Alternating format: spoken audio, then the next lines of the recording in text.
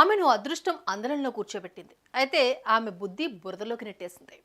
ఓ IAS అధికారిని భర్తగా పొందిన ఆమె ఓ గ్యాంగ్స్టర్ మోజులో పడిపోయింది. భర్తను వదిలేసింది. ఆ తర్వాత ఆమె జీవితం ఏమైంది?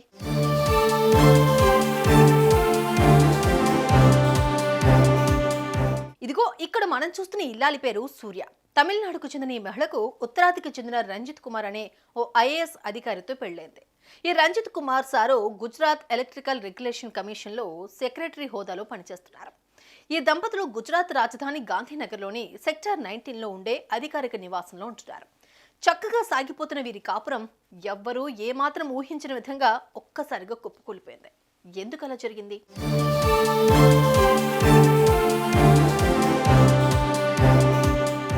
ఎలా ఏర్పడిందో, ఎక్కడ ఏర్పడిందో కానీ సూర్యకు తమ రాష్ట్రానికి చెందిన హైకోర్టు మహారాజా అనే ఓ గ్యాంగ్స్టర్తో పరిచయం ఏర్పడింది. తను ఓ బాధ్యత గల అధికారి భార్యని అన్న విషయం కూడా మరిచిపోయి సూర్య అతనికి తన ఫోన్ నెంబర్ ఇచ్చింది. ఆ తర్వాత ఇద్దరి మధ్య వాట్సాప్ చాటింగ్ మొదలైంది. వాయిస్ కాల్స్ కాస్త వీడియో కాల్స్ అయ్యాయి. ఆ చాటింగ్లు, మీటింగ్లు కేవలం 3 నెలల పాటు మాత్రమే కొనసాగాయి. సరిగ్గా 9 నెలల క్రితం జరిగిన సంగతి.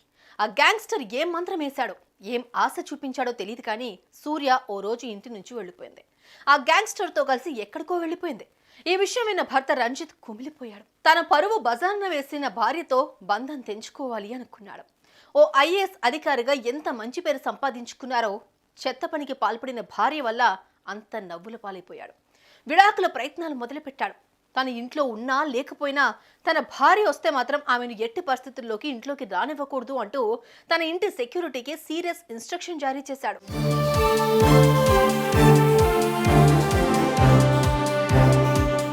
అటు గ్యాంగ్స్టర్తో తమిళనాడులో సీక్రెట్గా కాపురం పెట్టిన సూర్యకు కొద్ది రోజుల తర్వాత ఓ విషయం తెలిసిందే.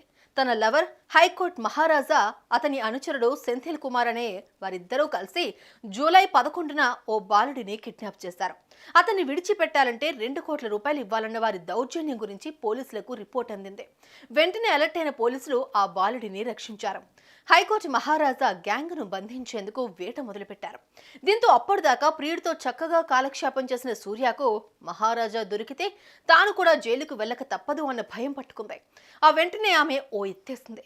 పోలీసులకు చిక్కకుండా ఉండాలంటే తిరిగి తన భర్తే దిక్కని డిసైడ్ అయిపోయింది. వెంటనే 2 సూట్ కేసుల్లో బట్టలు సర్దుకుని గుజరాత్లోని తన భర్త ఇంటికి వచ్చేసింది.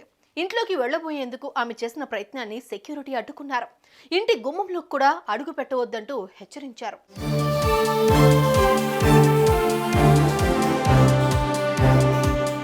ఈ పరిణామాన్ని ఏమాత్రం ఊహించని సూర్య నిర్ఘాంతపోయింది. ఇక తన పప్పులు ఆ ఇంట్లో ఉడకవని అర్థమైపోయింది.